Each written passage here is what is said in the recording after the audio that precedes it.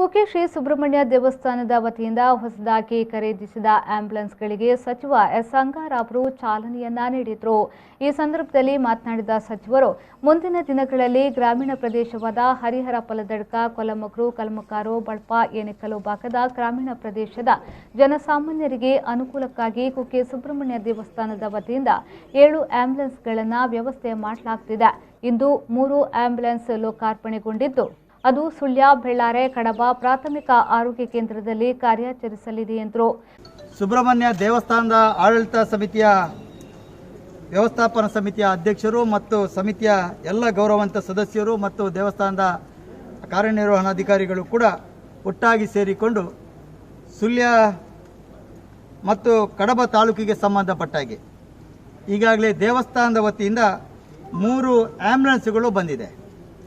ಅದು ಸುಳ್ಯಕ್ಕೆ ಮತ್ತು ಬೆಳ್ಳಾರೆ ಮತ್ತು ಸುಬ್ರಹ್ಮಣ್ಯಕ್ಕೆ ಈಗಾಗಲೇ 3 ಆಂಬ್ಯುಲೆನ್ಸ್ ಇದೆ.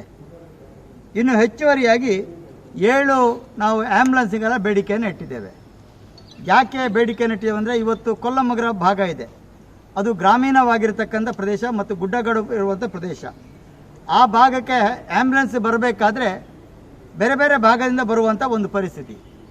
ಆ ಆಂಬ್ಯುಲೆನ್ಸ್ ಬರುವಂಥ ಒಂದು ಸಂದರ್ಭ ಹೆಚ್ಚು ಸಮಯ ತಗೊಳ್ಳುವ ಕಾರಣ ಅಲ್ಲಿಯೇ ನಾವು ವಿಶೇಷವಾಗಿರ್ತಕ್ಕಂಥ ಒತ್ತನ್ನು ನೀಡಿ ಕೊಲ್ಲಮಗ್ರಕ್ಕೆ ಸಂಬಂಧಪಟ್ಟಾಗೆ ಒಂದು ಪ್ರತ್ಯೇಕವಾಗಿರ್ತಕ್ಕಂಥ ಆಂಬ್ಯುಲೆನ್ಸ್ ಇರ್ಬೋದು, ಗುತ್ತಿಗಾರಿಗೆ ಸಂಬಂಧಪಟ್ಟಾಗಿರ್ಬೋದು, ಕಡಬಕ್ಕೆ ಸಂಬಂಧಪಟ್ಟಾಗಿರ್ಬೋದು, ಮತ್ತು ಪಂಜದಲ್ಲಿ ನಾವು ಕೋವಿಡ್ ಕೇರ್ ಸೆಂಟ್ರನ್ನು ಪ್ರಾರಂಭ ಮಾಡಿದ್ದೇವೆ.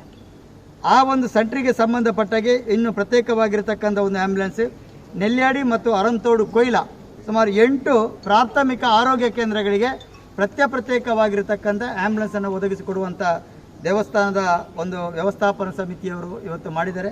ಅದಕ್ಕಾಗಿ ಅವರಿಗೆ ನಾನು ಈ ಒಂದು ಸಂದರ್ಭದಲ್ಲಿ ಕ್ಷೇತ್ರದ ಶಾಸಕನಾಗಿ ಮತ್ತು ಇಲಾಖೆ ಸಚಿವನಾಗಿ ಕೂಡ ನಾನು ಧಾರ್ಮಿಕ ಇಲಾಖೆಗೆ ಸಂಬಂಧಪಟ್ಟ ದೇವಸ್ಥಾನದ ಸಿ ಗ್ರೂಪ್ ನೌಕರರಿಗೆ ಅಕ್ಕಿ, ಬೇಳೆಕಾಳು, ಎಣ್ಣೆ ಒಳಗೊಂಡ ಆಹಾರ ಕಿಟ್ ಅನ್ನು ವಿತರಿಸಲಾಗುತ್ತಿದೆ ಎಂದು ಹೇಳಿದರು.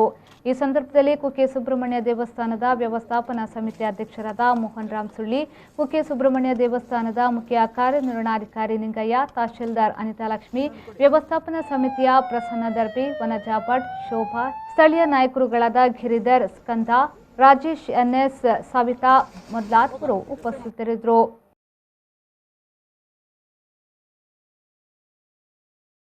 ದಿವಾಕರ್ ಎಂ, ವಿ4 ನ್ಯೂಸ್, ಕಡಪ.